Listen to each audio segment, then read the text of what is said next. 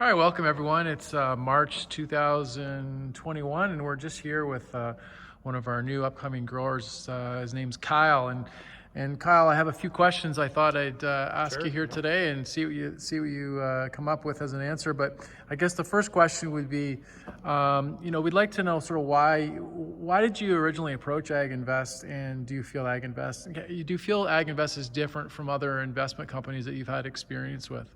So the first reason why I approached AgInvest was I farm with my two uncles, and I know that they're looking to retire, and I'm looking to get a little bit bigger. So I want to make sure that they're comfortable and happy in retirement, and that I can keep farming.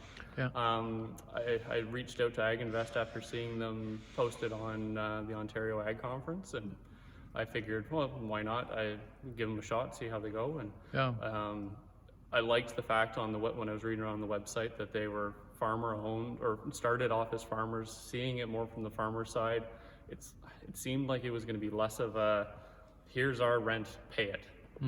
Where other companies, I've had relationships in the past with other companies just doing agronomy business with them, and it's you pay that and you're done. There's no consideration to how are we going to transition farms in the future? How can we work with growers to make sure they're successful?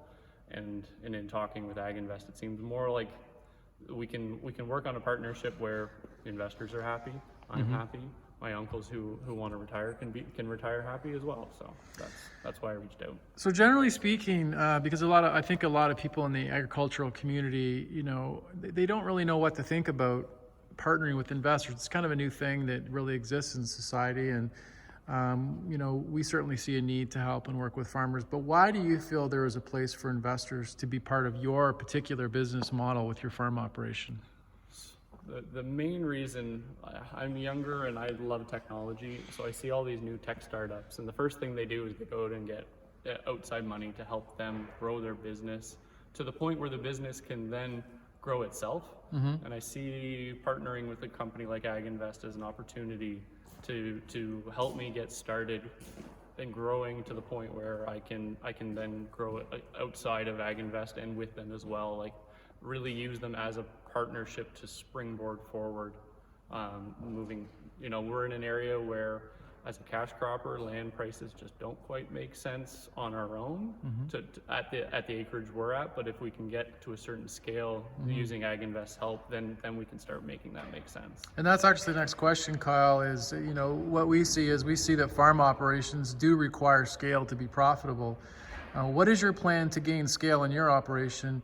And why do you think that this partnership could help you gain that scale? So right now we're at 600 acres. We're comfortable. We're happy. We do well, but we kind of have to pinch every penny to make sure we're doing well. We don't have that economy of scale yet. So if we can partner with someone that would allow us to do that quickly, we can take advantages of the economies of scale that would allow us. It's so easy nowadays to be able to run machinery to farm a lot of acres. We're not going to change the time that we're farming. We're just going to change how our farm looks a little bit more than anything. Good. And that's going to allow us now to start putting some money aside so that we can start buying land. And I wonder if you could just talk about some of the implications you're seeing for younger farmers. We certainly like to work with young farmers and help them gain scale and become successful at farming. But maybe if you could just talk about both the implications for younger farmers that you're seeing.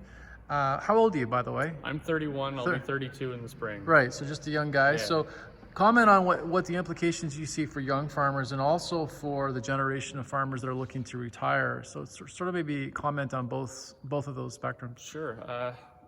I've seen, especially because I have an agronomy business as well and work with other farms, I see that there's such a huge disparity, there's such a wide gap to get into farming right now where land prices are high. Farmers that are retiring, they want to retire and take advantage of those high land prices. And I just can't justify putting my family, I've got two young kids, one's 3 and one's 7 months.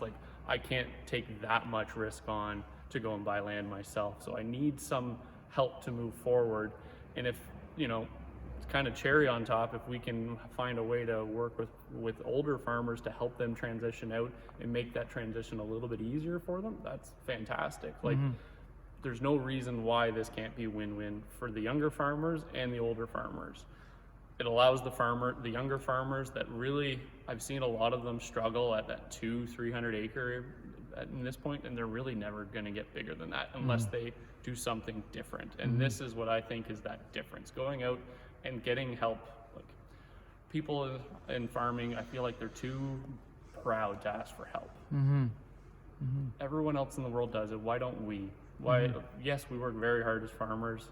Let's take advantage of some of the help that's out there to be able to grow our businesses and provide for our families, which is all we want to do at the end of the day. Great answer, Kyle. And the last question I have is, like, looking ahead, what excites you most about the opportunities in both agriculture and your partnership with AGinvest?